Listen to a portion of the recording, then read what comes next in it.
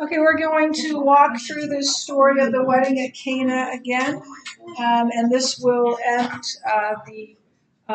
this part of the chapter in your book. But I wanted to go back a little bit and talk about the Gospel of John as a whole. John's Gospel is and this isn't like John didn't do this. Scholars have looked at what John wrote, and they see this. So the first 12 chapters 1 through 12, is referred to as the book of signs. This word sign is important in John. John uses the word quite a bit. I'm probably going to massacre the Greek word for sign, but it's something like that, semeion. And so in the book of signs, what John is doing is he's giving the events and the public signs that convey Jesus' identity, who tell us who Jesus is.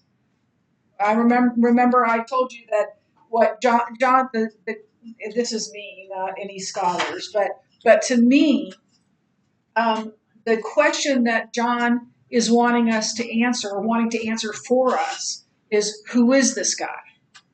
And he is Messiah, right? And so in the book of signs, Jesus reveals his glory. He reveals who he is. And this is part of that first 12 chapters, right? So then in chapter 13 of John, the book turns on a dime, and it's called the Book of Glory. So chapters 13 through 21 are the Book of Glory, and those chapters focus on the glorification of Christ via the cross and the empty tomb. And so in the Book of Glory, so remember, in the book of signs, Jesus reveals his glory. In the book of signs, Jesus receives glory from God. This is what it says in John 1. The light, Jesus, shines in the darkness, and the darkness has not overcome it. And that's an important verse for us. It's really the Gospel of John in microcosm. If you distill it down, this is one of the main ideas of John. The light shines, Jesus shines in the darkness, and the darkness has not overcome it. And we know that because there's an empty tomb. So the book of signs describes how the light shines in the darkness, but the book of glory tells us how the darkness attempts but fails to overcome the light. And of course, Jesus is the light. Now, one of the other things that it says in this passage is that this was Christ's first sign. So because John calls the miracle at Cana the first of Jesus' signs, it is believed that this portion of John's gospel is the very beginning of Jesus' public ministry. He'd been around, right? And John the Baptist had seen him and said he was the Lamb and all of that. But this is where his ministry begins, his public ministry begins. In other words, this story of the wedding in Cana takes place chronologically before any other ministry recorded in the Synoptic Gospels. So this is before anything in the Synoptic Gospels. So this is very early on in Jesus' ministry. And John says it's his first miracle. I don't know if it's his actual first miracle, but it's definitely the first miracle of his ministry. So he goes to this wedding, and there's a problem. You know that already, right? So We've already talked about that, but we're going to talk through it again. On the third day, a wedding took place in Cana in Galilee. Jesus' mother was there, and Jesus and his disciples had also been invited to the wedding. When the wine was gone, Jesus' mother said to him, "They have no more wine." "Woman, why do you involve me?" Jesus replied. "My hour has not yet come." His mother said to the servants, "Do whatever he tells you." Now, this was a big problem. We kind of look at that and go, "Well, it's not such a big deal. We'll just go to Kmart and get some more wine." No, that would have been a huge embarrassment. Even more, it could have led to a lawsuit for not providing what was expected. And they could have sued the person, the master of the feast, right, who was in charge of getting the wine because he didn't get enough. And that would have been shameful. And I've already talked to you about that Eastern cultures are shame cultures. The worst thing that you can do is bring shame on your family.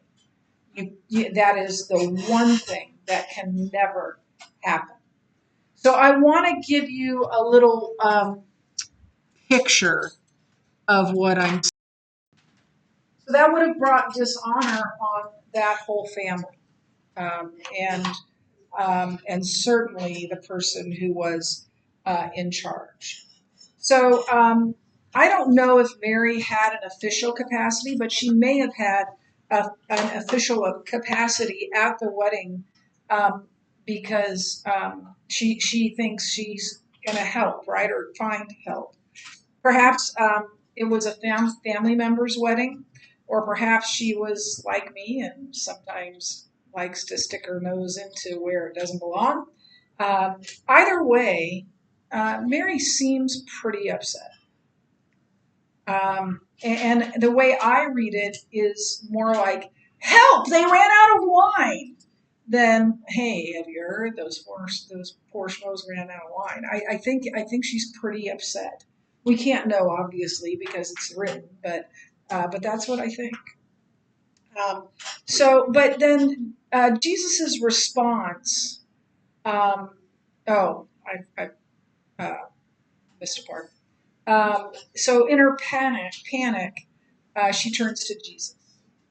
Would that we all would do that when we are in trouble. Jesus's response is interesting. It's a very formal response. If we were saying it in our parlance, we would have. It would be, "Man, what does this have to do with me?" And a mild rebuke, a rebuke, even a mild one, is not what we would expect. So why? Why would Jesus rebuke his own mother? Mary is not probably expecting a miracle. I think the curriculum said she was. It doesn't tell us that, and I'm never going to tell you I know something for sure unless I'm for sure. I don't think, I could be wrong, that she was expecting a miracle. But she is, in some sense, presuming upon her relationship with her son. She was probably a widow by now and found it easy to depend on her oldest son. And that's easy to do with any eldest child. Even now, sometimes when I need help, I will call Josh, my first, the cop. He's very dependent, and he's usually willing to help me out. Um, so, uh, but Jesus, on his part, is redefining their relationship, for he is no longer under her authority. I understand that. When Josh decided to try and become a Elvis County sheriff, he and his wife came over to talk to us. And he went through, everything he'd been through in the years before that, and how he had wandered and all that. And then he started talking about what he wanted to do, what he wanted to become. And he told us about being a deputy sheriff. And when he got done, he said, "So, what I'm wondering is, Mom, how do you feel about this?" And my answer was, "You're a grown man. You get to do whatever you want to do. You get to be whoever you want to be." So I understand that idea of presuming on your son, but at some point, you have to let them go. And I gotta tell you, I know you're a long ways away from this. What is the hardest thing to do? Maybe the hardest thing I've ever done. So he's no longer her authority. So Jesus has to, in a sense, put a wall between them. He could no longer take orders from Mary or anyone else, for that matter. His only concern was to do the will of his Father. Because you see, Mary, like every other person on earth, had to come to Jesus as her Savior, not her little boy or son. I can't imagine how hard that was on Mary. And I know how difficult it has been to let go of each of my children. Yes.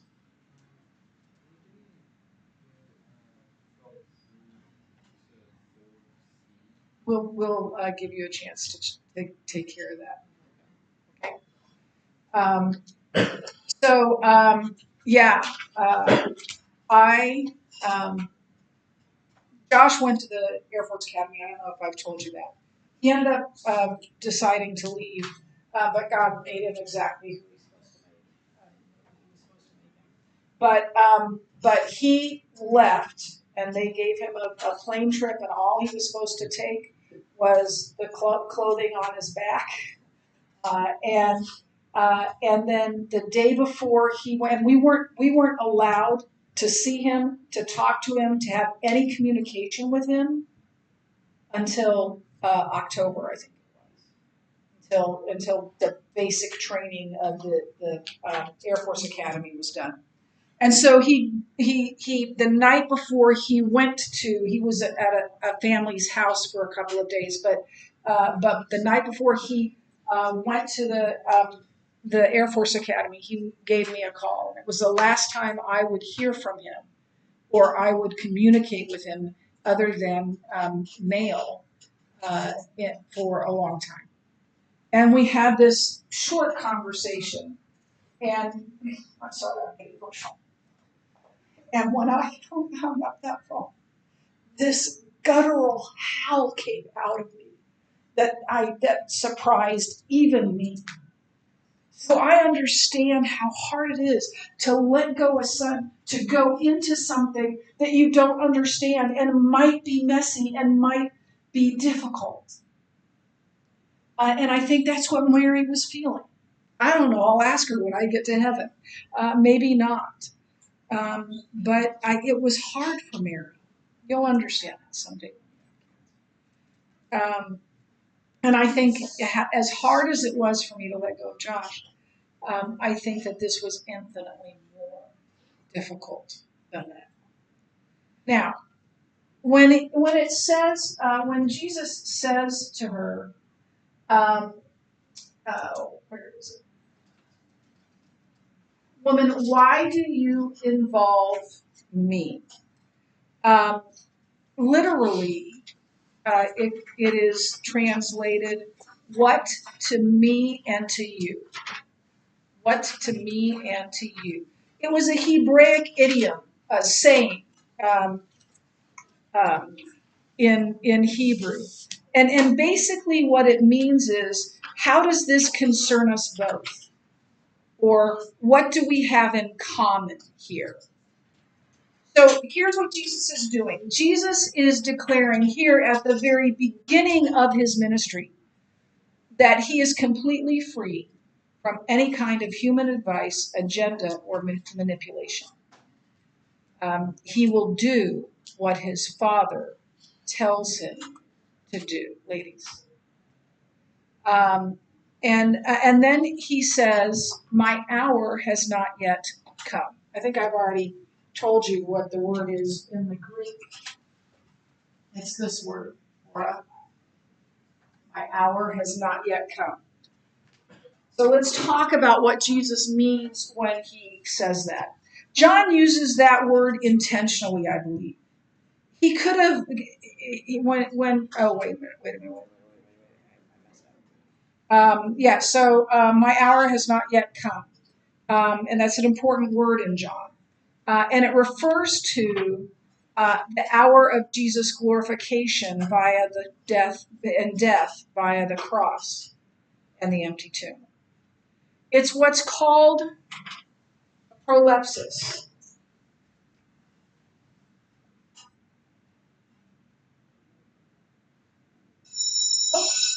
We'll pick up here tomorrow.